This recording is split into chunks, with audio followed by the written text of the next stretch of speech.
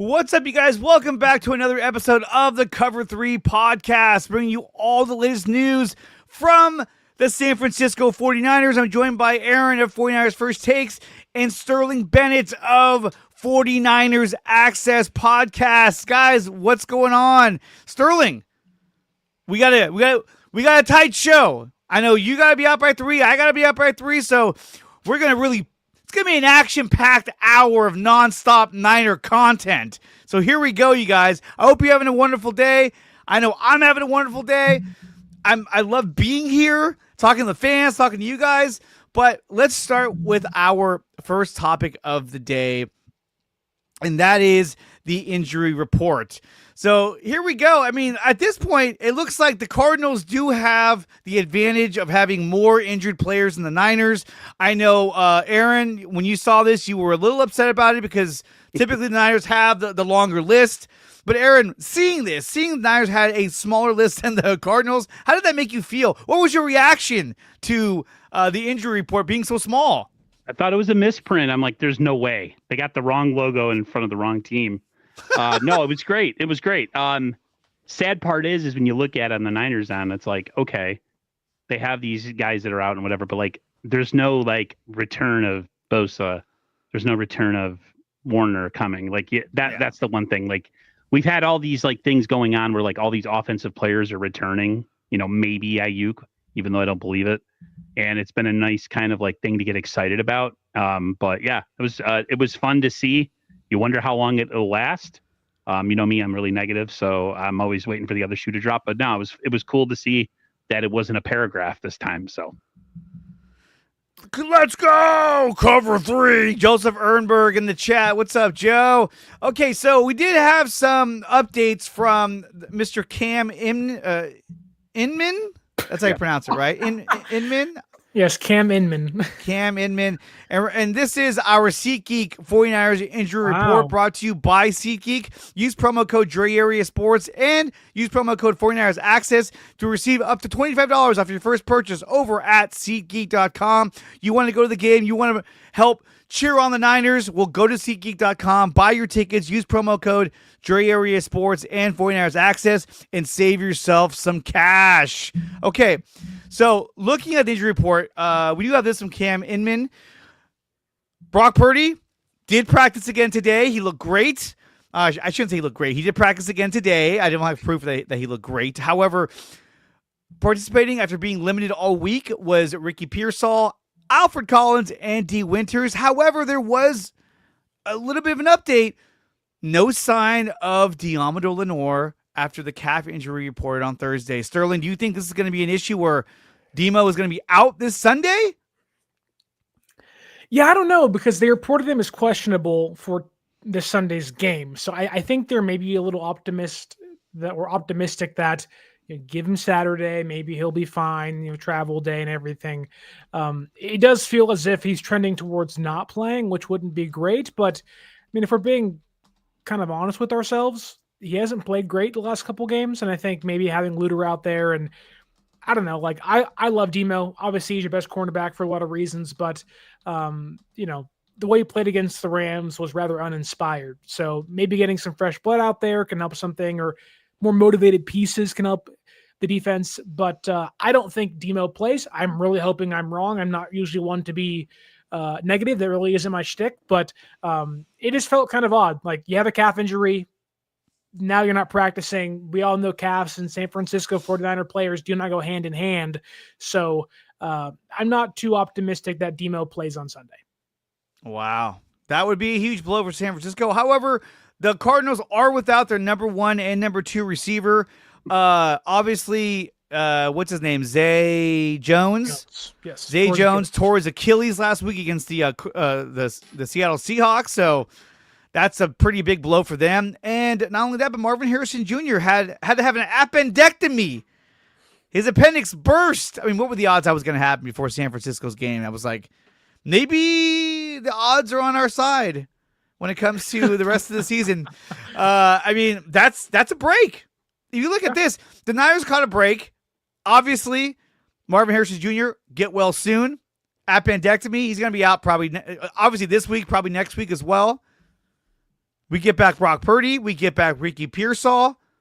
Our offensive line got back Ben Barch and Spencer Burford last week. The team is getting healthier, but there is no help coming to the defensive line. There's nobody in the shadows waiting to come back and say, hey, here we go. Not this week, at least. Who are we talking about?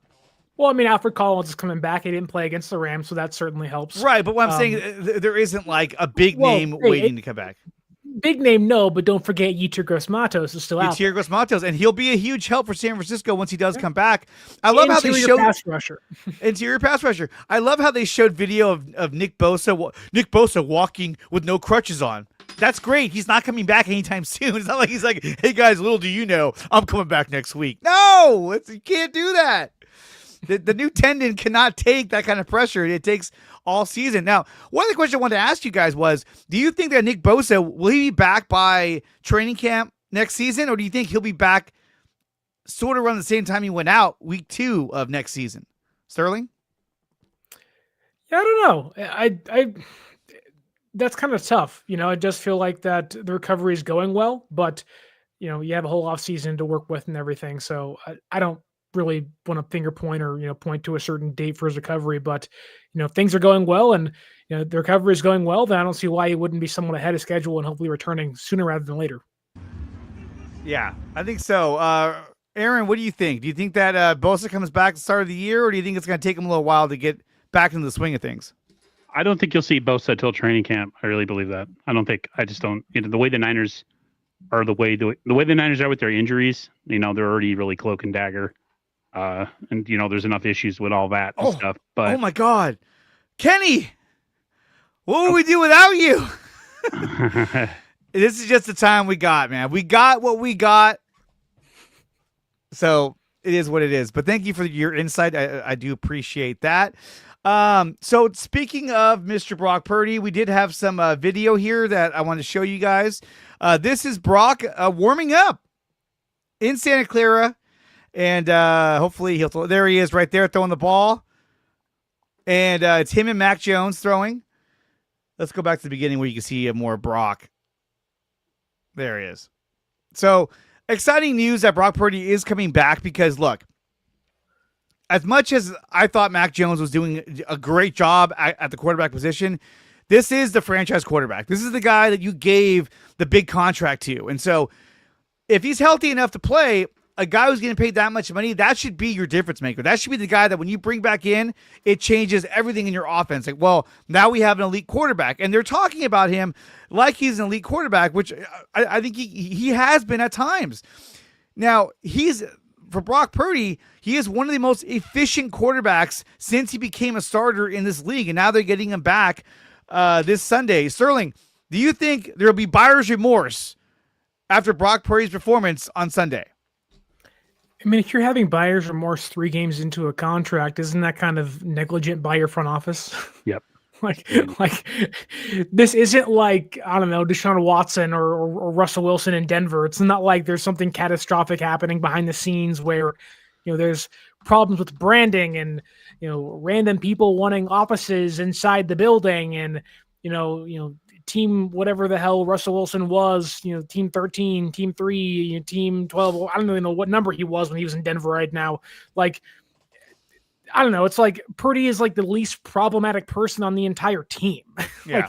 And so I think if anyone is, whether Brock plays really good or Brock comes out and looks just terrible on Sunday, if you're making some proclamation of, wow, what a waste of money, or wow, what a great investment in 3 games off an injury, I think that's pretty idiotic. And if you're doing that, you're an emotional fan that doesn't really have the nuances that are worth listening to, quite frankly.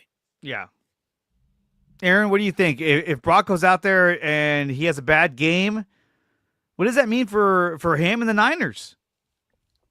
I mean, I expect him to be rusty coming into this game. I mean, he hasn't played in 2 months almost. Yeah. And he's playing with an injury that, is going to stick with him the whole season. So I don't expect Brock to look like he did in, the mid 2023. He's just not healthy enough to be that guy. And you guys are right about Niner fans not being nuanced and being overly emotional and overly reactive to everything. especially when it comes to Brock and Mac Jones. There's such a lack of like the middle thinking. It's either one side or the other. There's no gray area. So when it comes to Brock, I'm ready for Brock to come back. I feel like this offense operates has a different feel to it as far as like time and him being able to make time and scramble and stuff like that. Where Mac Jones is essentially Jimmy Garoppolo. He is a dink and dunk check down merchant. And I think Brock, say what you want about him, takes more chances. And I think that's what results in some of the turnovers that we've experienced with him. But I'm happy to see him back. Happy to see this offense at full form. And they're going to need it because, I mean, they are god awful on defense. I mean, there's nothing good to say about them. No redeeming qualities. So yay for Brock. I hope he can stay healthy in this game. Hope up the offensive line can block, and maybe we'll get a W out of it. We'll see. I feel like this game is going to go the way of the New York Giants game, where Arizona might look good in their early possessions. I don't know if Sterling, I don't know if you have a breakdown of their offense quarter by quarter like you did with the Giants, but I feel like as the game progresses, they're going to get worse because then they're getting away from their game plan. They're getting away from their scripted plays if they have those. And I think that as the game goes on, they're going to start to wear down very quickly, being that they're so decimated with injuries and they have not had a good season. Sterling, what do you think? Do you think that the Niners get off to a hot start, or do you think this game stays close throughout? I mean, I think San Francisco wins by 2 scores. Yeah. I think it'd be an 11-point difference. I don't think that they're playing the Cardinals, you know. They're playing the Cards? Like, I hate to say that. I don't want to disregard what Arizona can do. They beat the Cowboys, who have a really good offense and a really bad defense. They had the Packers close. That Seahawks game last Sunday, I don't know if you can toss it out the window because of how bad they played, but like everything that could go wrong went wrong in that game for the Cardinals. The defense fell apart. Guys got injured. Brissett was getting sacked. That said, I think a big key in this game for San Francisco, especially on defense, which Aaron said has no saving grace, if you will.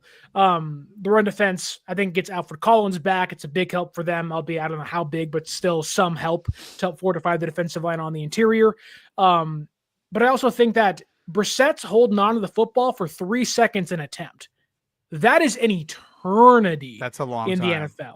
Like, if you have quarterbacks that are 1, 2, 3, they're looking around, jumping because no one's getting open, the ball isn't coming out, guys are going to make mistakes. There's going to be turnovers that are had. And I think if you're Robert Saleh and you know that, if D. Winters and Bethune are going to suck ass in coverage, you know what you do? Delayed blitzes. Bring them home. Once guards evade or kind of go to double team somebody, here comes Winters flying in. Give me a nickel blitz. I know Jair Brown, who has been terrible this year, probably going to play on Sunday. Probably shouldn't. He never gets home on safety blitzes. He never does. Kyler Murray's not playing quarterback on Sunday. If you can get to a quarterback with Jair Brown on blitzes, it's Jacoby Brissett. So I do think that getting pressure on Brissett, who right now is the most pressured quarterback, I believe, in football. He has 5 turnover-worthy plays. He'll make mistakes. I think there is a chance where San Francisco's defense, who's kind of been flip-flopping week by week, does bounce back against the Cardinals on Sunday via blitzing by Robert Saleh and company out there. Okay. Let's go big on the text. Go big, go home, or go big, go home, or go home. We go big and we go wide. So Sterling's, we're really pushing on Sterling here. We got girthy comments. Little Pringle can action. Here we go. Yeah. You want a Pringle can? Here we go. I'll make the comments nice and tall. Anyway, we are bricked up in the comments right now. Yeah, we are bricked up in the comments. Okay, so having said that, there was some comments from Kyle Shanahan about Mac Jones and how he had to. What was it like telling Mac Jones that, hey, look, it's time for Brock to take back over again? He did have this to say. He said, honestly, it was awesome. He understood the whole time. I think he had a really good idea that Brock was getting there and was going to be ready this week. It wasn't something that I really had to have a big meeting with him or anything, but I did before we went out on the practice field. This is what Mac Jones had to say. He said, he's like, hey, man, I really enjoyed it. I'm really going to have fun on the scout team today, and I'll be ready if I'm ever needed again. Mac Jones seems to say the right things at the right time all season long. He probably, I would say he performed better than anyone expected. Yep. I mean, even when you compare him to Sam Darnold, I don't know if Sam Darnold is this efficient the year we had him.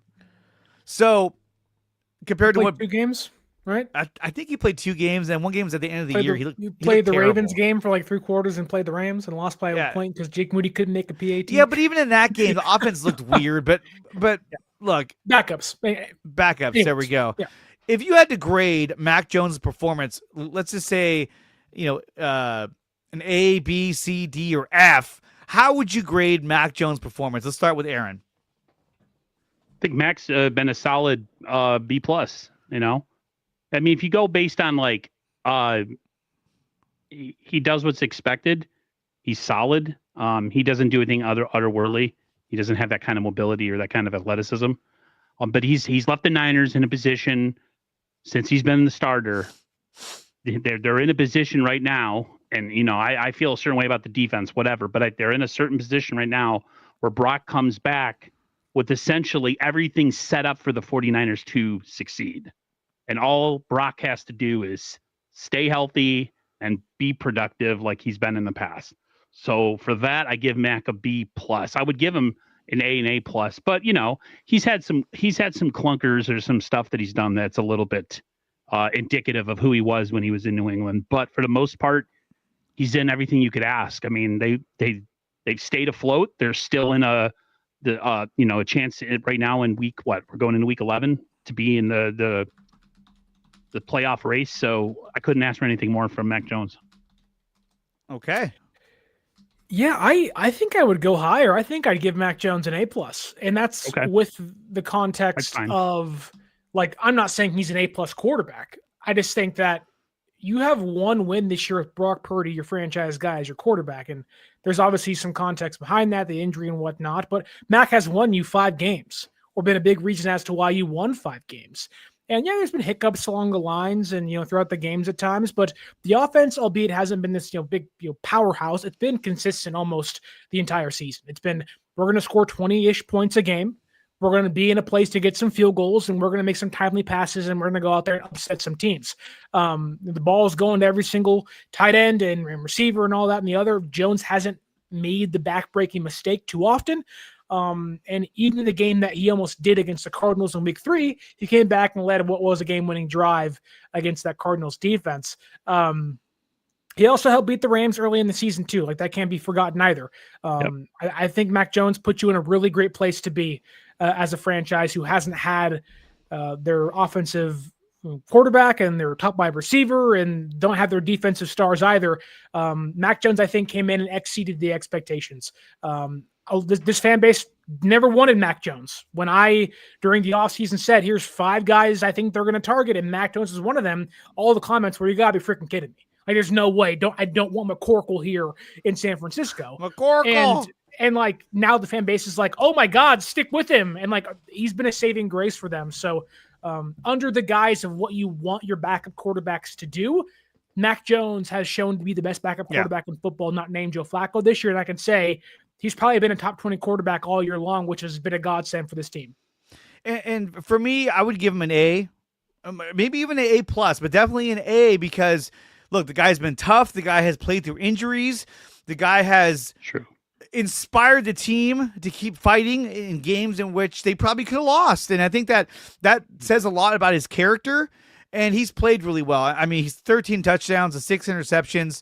I think for a guy who came in the offseason on a 2-year contract, I think he's done a really good job as the starting quarterback with bearing all the injuries that we've had to the offense. He's kept this team afloat. And for that, I salute him and I thank him for all of his hard work, because I don't know where we'd be without him.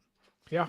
And some would say they should just stick with Mac Jones. But I think, look, Brock Purdy is the guy you chose as your franchise quarterback. He's healthy enough to play now. He says he feels great. This is your opportunity to see to let Brock do his thing. Now, I know Sterling and I talked about this yesterday. I feel like if Brock does struggle mightily the next 2 games, I think, then you could say maybe let's make a change after the bye week or before the Browns game, and so he doesn't get crushed by Myles Garrett.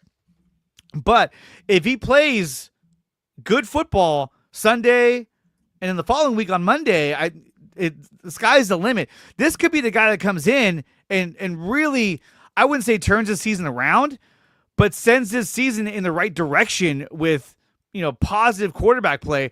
And it's not to say that Mac Jones was bad at all, but I think this should be an upgrade from Mac Jones. Sterling, do you believe that Brock Purdy will be an upgrade from Mac Jones?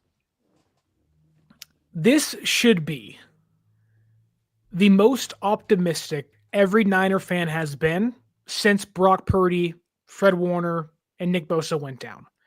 You should feel really good about yourself if you're a Niner fan right now. I'm not saying they're going to go to the Super Bowl. I'm not saying they're going to make a magic run. But you are getting, with a 6-4 record and 4 winnable games ahead of you in the next 5 weeks or so, which includes the bye week, you have a chance to run the gauntlet, win the next 4 games with your franchise quarterback under center once again, your number one receiving threat opening up your offense, and a running game that has found some semblance of itself in 2 of the last 4 weeks. If you win 4 more games, which the next 4 games are very winnable, you're probably going to the playoffs, and you're setting yourself up for maybe a Week 17 game against the Bears to clinch the 16th seed, or to clinch the 6th seed or the 7th seed in the wild card. Like, you're in a great opportunity. You don't know what Week 16 against the Colts looks like or what Week 18 against the Seahawks looks like, but man, like, I don't know what Brock Purdy's health looks like either. Like, if Purdy is 85% of himself or 95% of himself, how can you not, as a fan, sit there and say, our franchise quarterback is back, let's go on a run? Now, how far does that run take you? I don't know. There's a hard ceiling to this team, but undoubtedly, the ceiling is a little less hard. It's a little softer. It's a little more malleable with Brock Purdy as the quarterback. Yeah. And I think it just changes things for you. Now, there is credence to the play the hot hand conversation. I get that. But your offense right now is scoring 22 points a game or 20 points a game. Yeah. It's like 22nd in football. With this defense, that is not good enough. But some would argue, though, that we're not giving Mac a chance to play with more of the starters. And that's understandable. Which I get that. Yeah, I get that, too. Which I get that.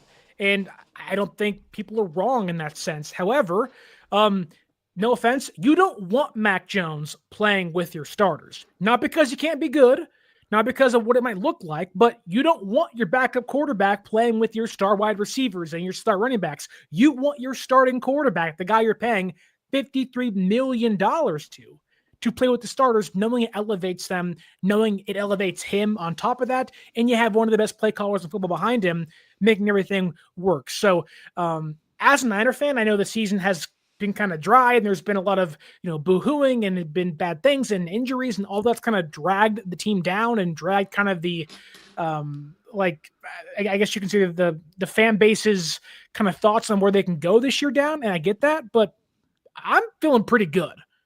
I think they're going to beat the Cardinals. I have a really high opportunity or optimism they're going to beat the Panthers and they're going to beat the Titans and beat the Browns. And by the end of, week 15, they're going to be 10-4. And we're going to sit back and go, oh my God. And fans are going to start turning and saying, thank God Brock Purdy came back. Thank God Pearsall's healthy. And I think that's right where you want to be, in the thick of things with your quarterback coming back fully healthy. Yeah. And we talk about, you were saying that, Mac Jones is in there only averaging about 20 points a game. There was this comment from Greg Cosell where he said, right now the 49ers offense is very condensed, which I think makes Mac Jones' numbers a little deceptive. He played very, very well for what he is. The longest pass play was 22 yards. There's no real verticality to their pass game. Now, some would argue that, well, hey, look, he didn't have Pearsall. He didn't have Ayuk. For the longest time, he didn't even have George Kittle. But, Aaron, do you think this is a valid statement from Greg Cosell? And do you think this will improve now that these guys are coming back and Brock Purdy's back? I mean, they're always kind of a condensed offense. Don't you guys think that? Like, just the way that they play? And it doesn't it's really... all over the middle. Yeah. Yeah. I mean, even with Garoppolo and even with Purdy, though, their offense essentially lives in the 5 to 8 yard range over the middle.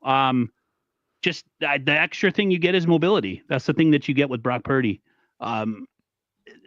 My thoughts are that they need as much help on offense as humanly possible because their defense puts them at such a disadvantage anytime they're on the field.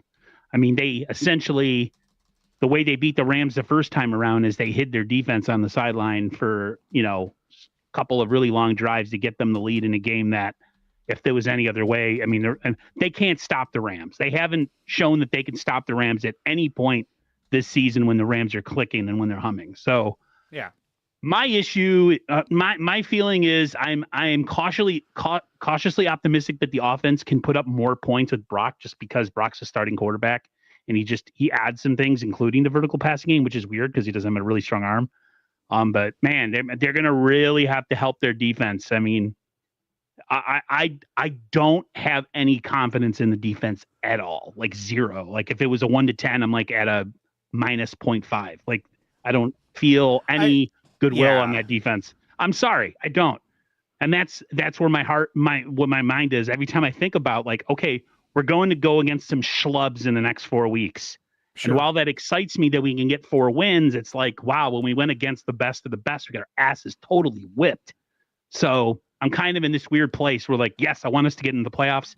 Yes, I want us to be successful. I want Brock to be successful. But like, I'm looking at it kind of with a different viewpoint. Like, we're good, we're doing well, but like, let's see us go against in another 5-6 weeks. Let's go against a team with a good record and see how we fare.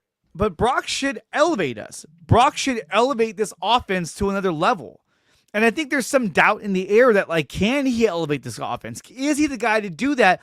Not only because, yes, he has some physical limitations, but he's coming off an injury. And is that injury still lingering? I mean, he said, I felt pretty good, when I came back against Jacksonville, and I put my foot in a weird position, and then that was it.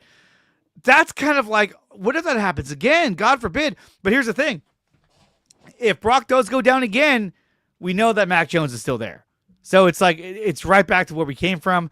So look, if Brock goes down, yes, it'll be horrible, but at least you have the luxury of having Mac Jones there to back him up. And when you look at who's coming back, I mean, the Niners offense is almost 100%. If not, just missing Brandon Ayuk is the biggest injury right now. You got Brock Purdy, McCaffrey, Robinson, Pearsall, Jennings, Bourne, Robinson again, George Kittle, Jake Tonjes, and the entire offensive line is back. Do you think we're going to see a big difference in our offensive efficiency and how many points we score within the next 4 weeks? Sterling, what do you think? Oh, the next 4 weeks, you're playing pretty bad teams that offenses that really don't have the ability to retaliate. The defense isn't great. We know that. And I think they're going to struggle against the top offenses in football. Every team struggles against the Rams. Most teams struggle against the Buccaneers.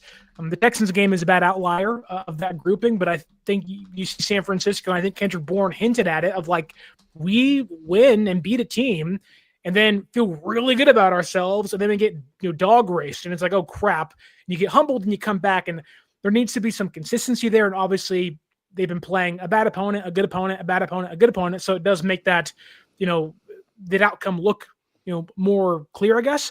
But I think San Francisco and their offense, albeit the running game hasn't found itself just yet. There needs to be more consistency there, which, if it was the entire offensive line minus Jack Brendel, I'd probably feel a little bit better about how things look the rest of the season. But I don't see a reason why San Francisco's offense couldn't average 27 points over the next 4 weeks, and if not score 30 twice. The Panthers are probably the best defense they're going to play, outside of the Browns, who are a great team, but their offense is so bad they can't even respond. So I think San Francisco scores 27 points this Sunday against the Cardinals. I think they can score 30 against the Titans. And if they can get 27 or 22 against the Browns, they should win those games. And I don't know, maybe it's the optimist to me. Maybe it is me kind of like, this is the time, make your run. This is when you want guys back. It's when you want Shanahan cooking with his franchise quarterback, the quarterback he paid money to with George Kittle and Christian McCaffrey and the receivers coming back, and like it's all starting to kind of fall into place at the perfect time for San Francisco. And I think the right guys are there to execute things correctly, at least offensively, to help offset how bad the defense can be. We talked all year. The offense had to be the unit to carry them, even if they were fully healthy. We said the offense has to be the ones to carry the load, knowing you're going to have to ride the ups and downs of the defense. Now it's going to be more downs and ups for the defense as the year goes on. Can the offense answer? And I think that they can. Now, I'm not going to say they're going to score 35 points a game. That's crazy. But I think on paper, if you told any Niner fan coming into the year, you have your entire offense healthy walking into week 11, you're like, oh, hell yeah, we're scoring 30 a game. And I don't know why fans are hesitant towards that now. I get Purdy's injuries there, and the run game isn't perfect yet, but like the passing game has been phenomenal all year with Mac Jones. Yeah. Why couldn't it be that good with Brock Purdy as the year progresses? And I think everyone leans on, the arm strength. He can't zip the ball like Mac Jones. And I think that Mac Jones does have a stronger arm, but we'll see how Brock does on Sunday. Aaron, do you think that this offense will now be the side of the team that carries his team, as opposed to early on in the season, it was the defense carrying us. They all got hurt, and now the offense has gotten all healthy. Do you think the offense can carry this team? They don't have a choice. They have to be the unit that carries the team. You could say what you want about Brock Purdy and that he plays only well when he has the Avengers. Well, he's got 9/10 of the Avengers ready to roll with him, with Pearsall, Kittle, and Jennings and Christian McCaffrey. So, I mean, to me, Brock Purdy just needs to be what he was in the past. And you can say whatever you want about him. He's a facilitator, man. He's a point guard. That's what he does. So freaking what? I don't care. If it gets us wins, I don't care. They're going to need to be more explosive. They have to score over 30, 35 points maybe in some of these games coming up, because their defense is essentially just a turnstile at a concert.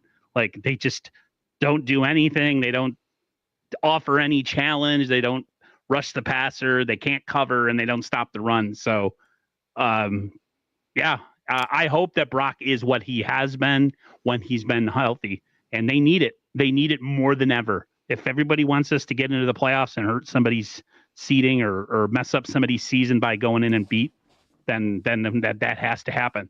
They don't have a choice. And if he plays deep, like, if how do I put this? Can you go back to Mac Jones if Purdy struggles? Yeah. No. And it's not health related, or do you have to stick with Brock? If it's not health related, then I think you got to stick with Brock and say, dude, you got to figure it out. Because, I mean, look, we're not going to win the Super Bowl this year. Well, you never know. You never know. However, if I hate that line of thinking. I hate that shitty. Well, you never know. All of a sudden, this week, Stafford goes down. Being realistic. This team is never going to go to the Super Bowl, no matter how good they were. You never know what could happen. It's such a Gen Z mindset. You could tell people who haven't lived through us winning Super Bowls. That shit, we're like, it's just being realistic. This team isn't good enough. No, I know that they're not good enough. I just hate that it essentially early in the season came from the front office, and the vibe was set that, like, well, guys, we're resetting, and last year sucked 6-11. We're gonna suck too this year because we're gonna have a lot of young guys, and we're gonna cut. They're okay this year. They're not great. They're 6-4. They can go to the playoffs. I mean, realistically, they have a lot of holes. I'm not saying you're wrong. Like, the defense has a lot of issues, but like, they're a very competitive team in the thick of things. I mean, look at last week. They were down 21-0, and they came back and made it 21-14. That was an 8-point game going into the fourth quarter. Yeah. And if they're healthier, the biggest difference was the bad offensive play in the first quarter and the bad defensive play. If they can find a way to erase that, which may never happen, the first quarter changed the entire game of that one against the Rams. But they haven't been good enough this year to make up for those kind of situations. Correct. Yeah. But I can also push back and say, well, they're playing the best offense in football. What'd you expect? Okay, okay. I mean, I can say something, but I just go ahead, please. Like, yes, bring it. Come on, I want it. That really to me is indicative of just the way we looked at this team coming into this year. We were coming off a 6-11 record. We sucked last year. We had most of our starting defense playing, though. It was our starting offense that was missing. Bosa played. Warner played. Yes. Greenlaw was missing, but like, whatever. Hufanga had played at times, but he sucked when he was actually early. Yeah.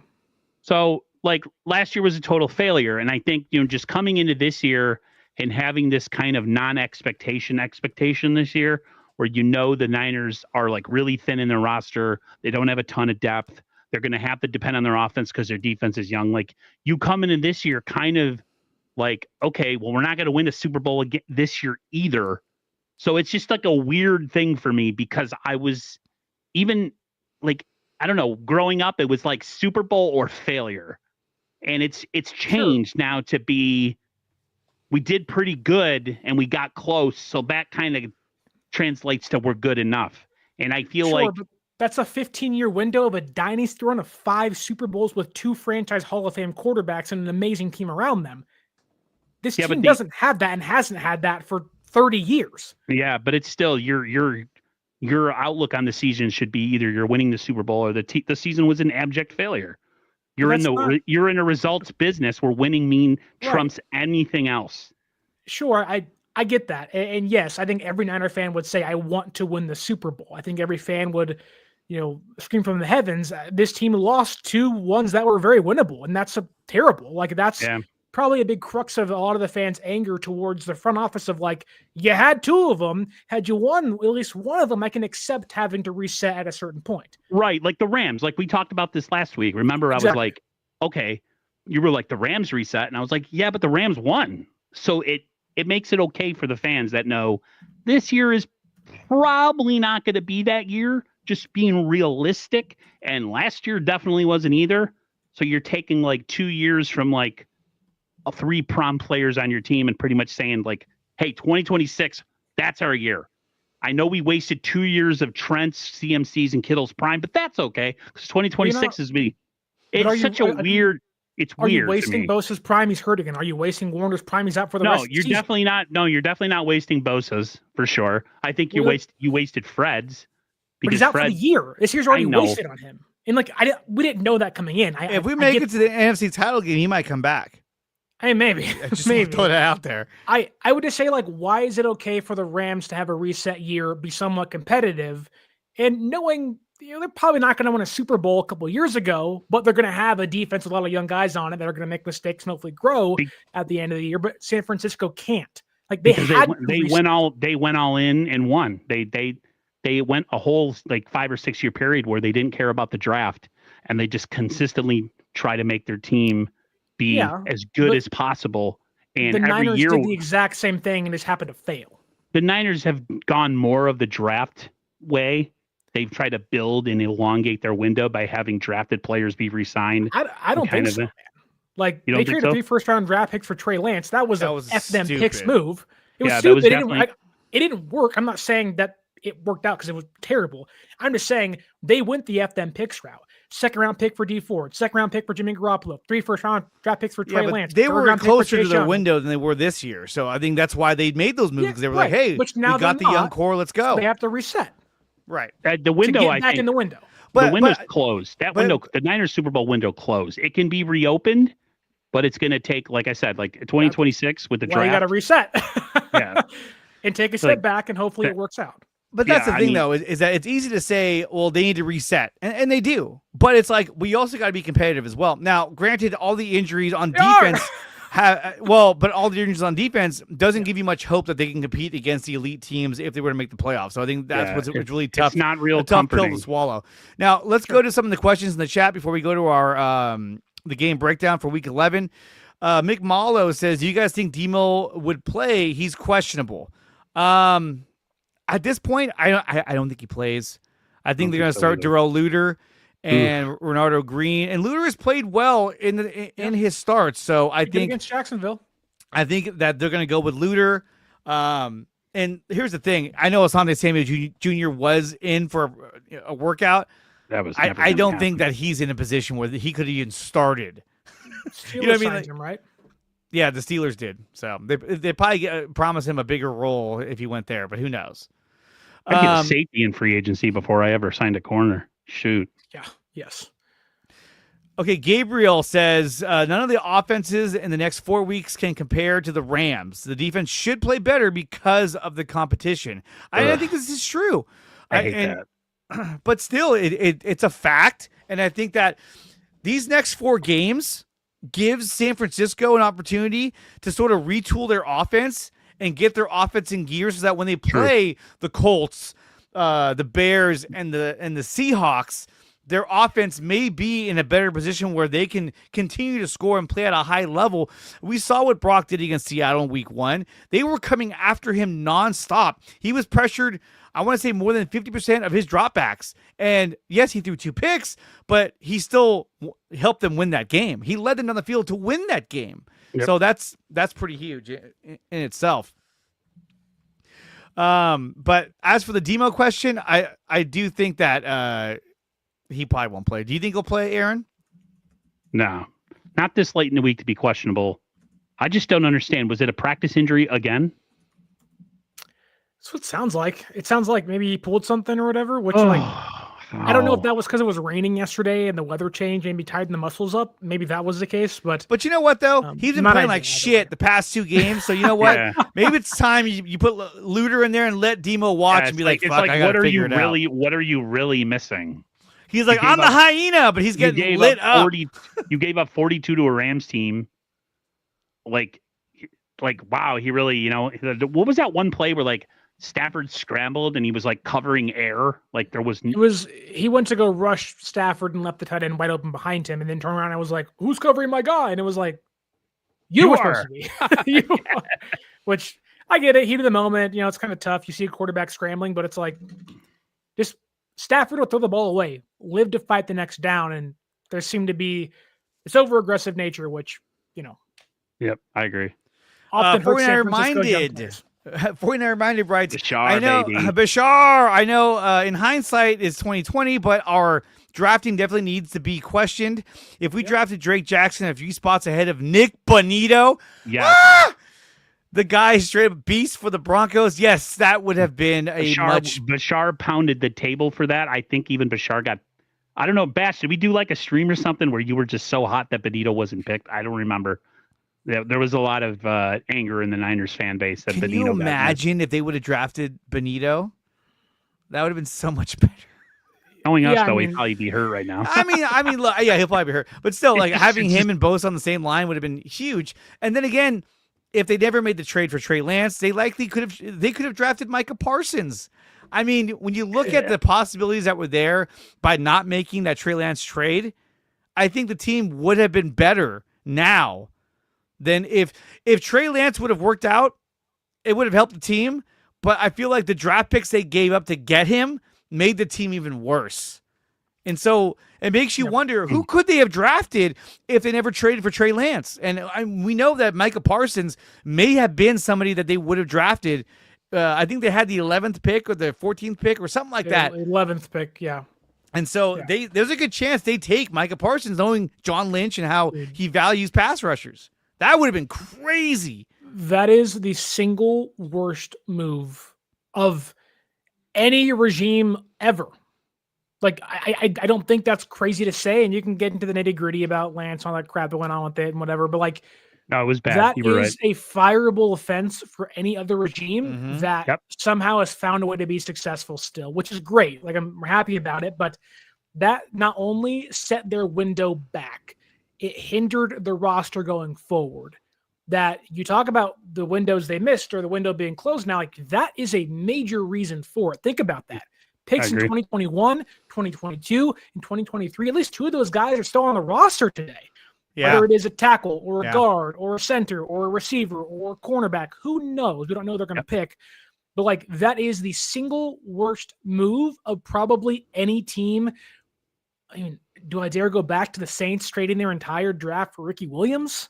Like that's how bad it was. And like you gave the Dolphins, I guess in retrospect, Bradley Chubb and Tyreek Hill and Jalen Waddle. And I know they haven't done anything with that, but it's like, my God, of all the misses you've made, that's the one.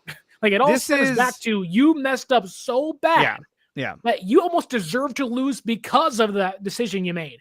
and it was so emotional and so idiotic. Kyle and Jimmy just couldn't get along, and the injuries, and he had to move on because 2020 was so bad.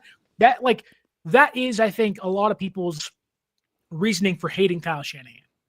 Of you couldn't get out of your feelings for one off season, you had to go make a move in the worst quarterback class in the last 15 seasons.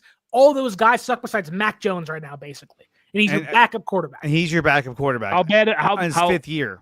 Well, how mad would you guys have been if Mac was the guy that was drafted? Because that would have set. A lot of people wouldn't have been happy with that, including myself.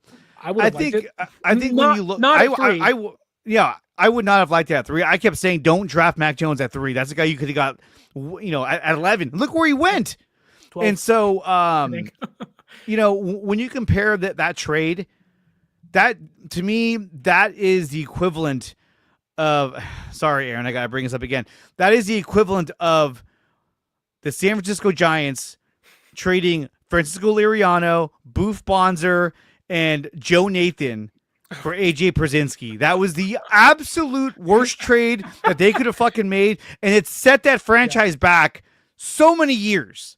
They gave up what turned out to be a phenomenal starter in Liriano and a closer that had a long-lasting career, and then we ended up getting him back at the very end of his career in like his twilight days. I was like, man, what a slap in the face.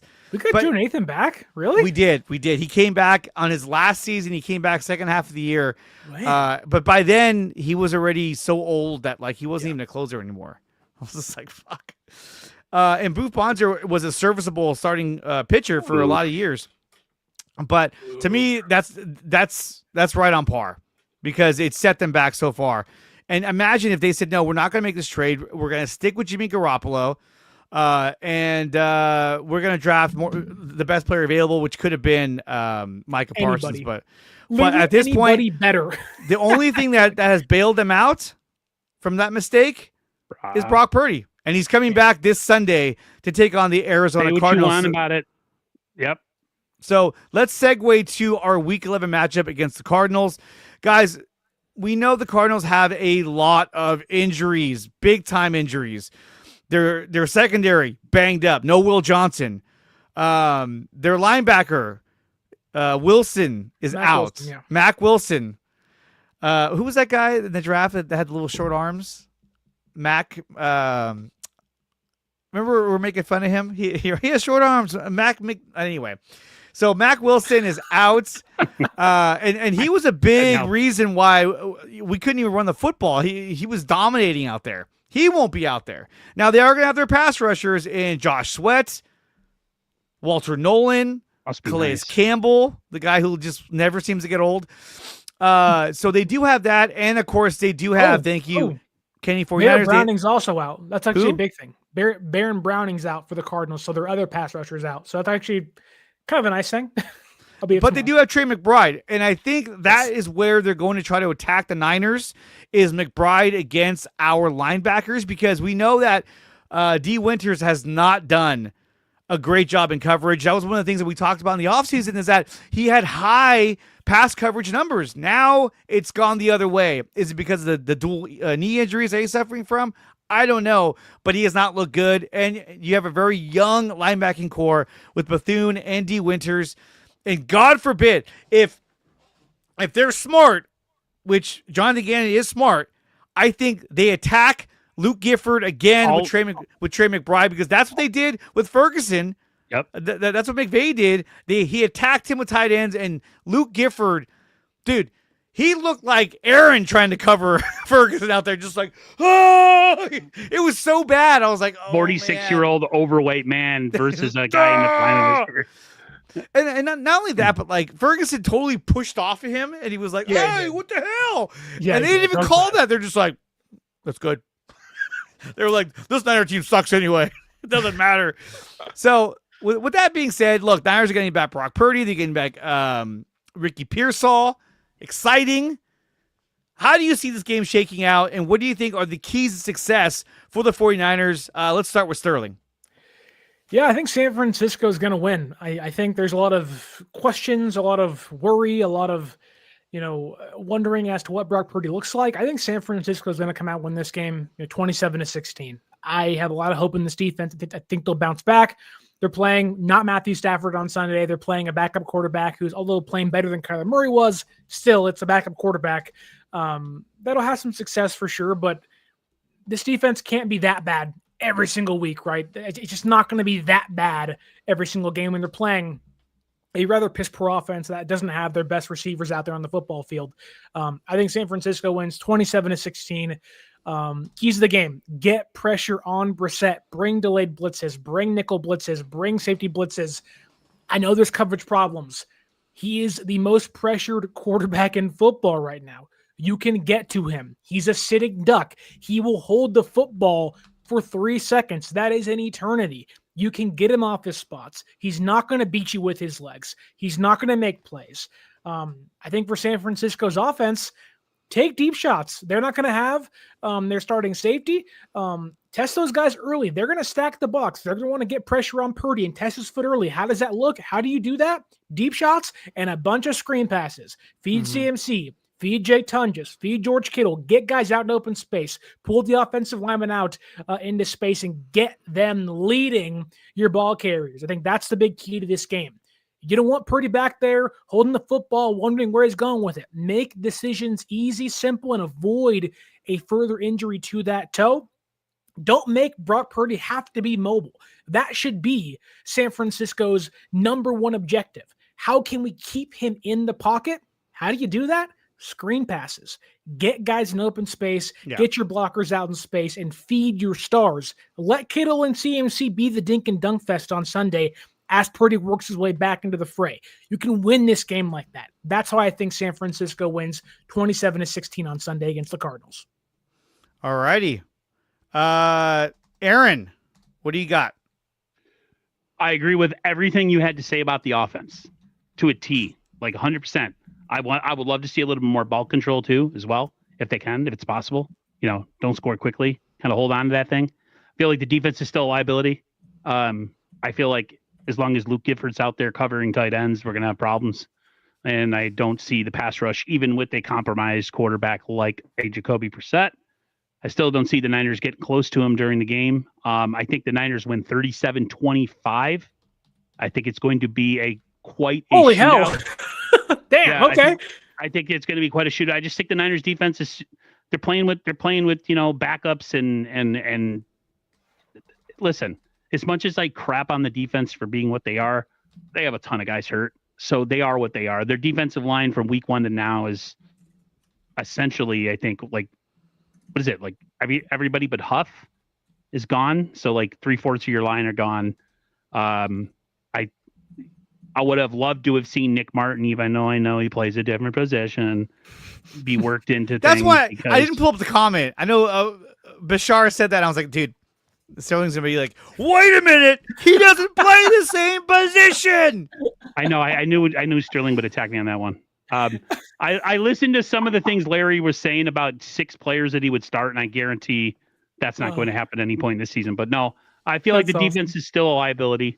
I feel like they give up a ton of points, but the Niners outscore them. The Niners have too many weapons on offense for this game to be close. I just don't think the Niners defense on the other side of it is good enough to really beat or really stop anybody, even a compromised team like the Arizona Cardinals. So 37-25. All right. As for me, I think that the Niners are going to win this game because the Cardinals are decimated. Yes, they're at home, but I think the Niners are going to have some momentum on their side, getting Pearsall back, getting Brock Purdy back. I see the Niners winning this game 31-21. And this being a game where everyone's like, dude, I'm so glad Brock is back. Now, how are we going to win this game? For me, the keys to the game is you have to be able to run the football. We saw what the Seahawks did to the Cardinals last week up in Seattle. If you can run the ball on these guys, you can really dictate the game, the pace of the game as well, and the time of possession. And I think that's what they're going to try and do. I told Sterling this yesterday. I feel like Shanahan is going to test that toe early in the game because while he's fresh, while he's not aggravated in any way, I think you're going to see a lot of play action early in this game. Get Brock stretched out, get him throwing the ball, get him moving a little bit. And we're going to see the Niners really go for that opening touchdown to really set the tone for the rest of this game. I see Niners winning this game 31-21 because the defense is not very good. They are going to give up 21 points, but I think the Niners getting Pearsall back, getting Brock Purdy back, and having their line kind of healthy again, I think they're going to find a lot more success in scoring. So I see that final score of 31-21. I don't see the defense making a huge effort to stop these guys. However, I don't see the Arizona offense being able to really move the ball all that great against the Niners. Getting Alfred Collins back, I think that's going to really slow down the running game up the middle, which is going to slow down Arizona. And really, I don't think they should be blitzing more than 50% of the time. I think that, this is a game where you got to let your front four at least give them a chance to get out there and blitz on some third downs, but not blitz, on first or second down whatsoever. I think third down is a blitzing down. Get pressure on Jacoby Brissett when you have to. And I think that, look, the guy, like you said, he holds the ball for 3 seconds. That's like 1,000, 2 1,000. That's a long time. So I think the Niners need to be able to get pressure on him, but they can't give up free rushers, which when you have a blitzing rusher, maybe a corner, a safety, or a linebacker, that usually means there's somebody open out on the field. Now, I think one thing Niner fans are going to notice is this is not Matthew Stafford. This is Jacoby Brissett. And look, I like Jacoby Brissett a lot. I think he's a really good quarterback. Yeah, he's fine. I think he might be the heir apparent to Mac Jones. But I don't think he's going to carve you up the way Matthew Stafford did. I mean, at the end of that game against the Rams, Stafford was literally toying with the Niners defense. Doing the hard count, and getting them to jump off sides. He was just like, got him. At that point, he was just having fun because he knew there was nothing they could do. I mean, he's doing no-look passes. You know what I mean? It was just like, my God, this is comical at this point. And the way he played, I was like, man, I hate saying this, but I was like, man, I wish we had Matthew Stafford. That would have been Yeah. Almost did. But yes, I see the Niners winning 31 and hand grenades. I know. It's true. I see him winning 31-21, and this being a Niners win. Niners. Have you heard that story of what happened that night? That the Rams got Stafford? Yeah. I heard him, Shanahan, and McVay talking about it in the interview. Where that was one of those like Niners thought they were in a good place with Detroit. Shanahan goes to bed in Cabo, and McVay makes the call at midnight and is like, "You want Jared Goff and 2 first-round draft picks?" And they were like, "Yeah." And Shanahan was like, "What the hell? I thought we had a deal." Well, Crazy but he also said what a too. swindle. Shanahan also said that his sources that told him, we're in a good spot. You don't have to rush into this. And then he did say recently, he's like, yeah, I actually got a call from a friend of mine. And he said, hey, if you want Stafford, you need to go now. And he said, well, I mean, I have a source that says that I could sleep on this. So I think we'll be okay. And then they made the trade and he was like, God damn it. And he had watched all kinds of tape. Hey, by the way, there's a new documentary coming out called The Rise of the 49ers. It looks awesome. On AMC, right? For an old head like me who lived through most of that, I'm ready to go. Absolutely. So back to when winning mattered. Yeah. Right. Let's go over the scores one more time. Sterling has them winning 27-17. That was the score, wasn't it? Yes. No, 27-16. Whatever. 27-17, 49ers win. I'm up by a point. Come on. Aaron has them winning 37-25, just a complete lashing of offense all over them. Sterling hears something in the background. I don't know what it is. And I have them winning 31-21. And for me, I think this is, I don't want to say wishful thinking, but this is best case scenario. Offense finds its rhythm. Brock Purdy looks sharp, and the offense is able to score at will. And oh my God, what's going on? There's dogs. I don't know where they're coming from. It's not your dog? I don't think so. It's in the house. I'll mute myself. Sorry. No, I can't even hear the dog, so you're fine. Wow. Random dog just entering his house. That's I don't know what's going on, man. Right in. I don't know what's happening. We got about 2 minutes left. Let's check it out. Jacoby Brissett, Chile, last 4 games, at least 2 touchdowns, over 250 yards passing in every game, rushing yards, a rushing TD as well. That's great. I don't see them doing that again.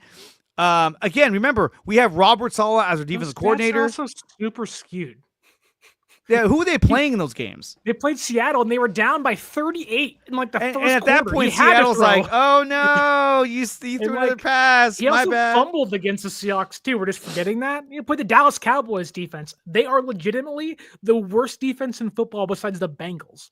Yeah, Brissett's been playing good, but like, let's not act like you're not playing a world beater on Sunday. You're playing a mid-tier quarterback that can give you something better than Kyler Murray was, which is, again, a roller coaster ride on top of it. So Howdy says, statistically speaking, Stafford and Purdy are the best anticipation throwers in the league. I would agree with that. I think they're both really good at that. Kenny 49ers says, I wish we had drafted Travion Henderson. We'd be a scary offense. I think so, but Travion Henderson would be sitting on the bench, and it'd be all Christian McCaffrey because he's a rookie, and he'd be like, Shanahan would be like, oh, I don't trust him. He's not ready. Cam's dad says Kyle's first series will be a very important to get 13-1 to settle in. Go to 85-23. And that's the thing, is that I think, like I said, early play action, get him out, throwing the ball, try and see what you got mobility-wise in Brock Purdy when he's still early and healthy. I think later in the game, you want to be able to run the football and just sort of put this game away with the running game. The Cardinals, like we talked about yesterday, will probably load the box, send pass rushers at Purdy, and that's why I think play action will benefit them a lot in this game.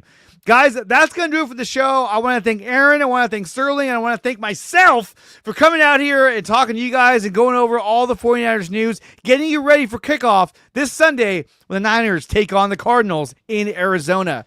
Guys, real quick, where can they find you and all your content? Aaron, go. 49ers First Takes on Instagram, TikTok, and X. All right.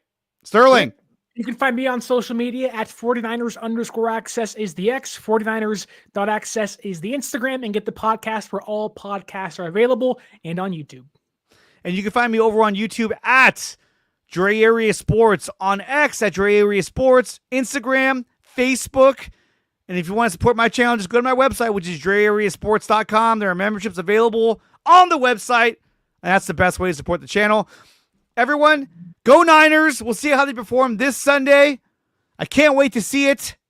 It's going to be a great game. Brock Purdy is back. Ricky Pearsall is back. And let's see if the Niners can pull out a win and improve to 7-4. You're listening to the Cover 3 podcast on all 3 of our channels.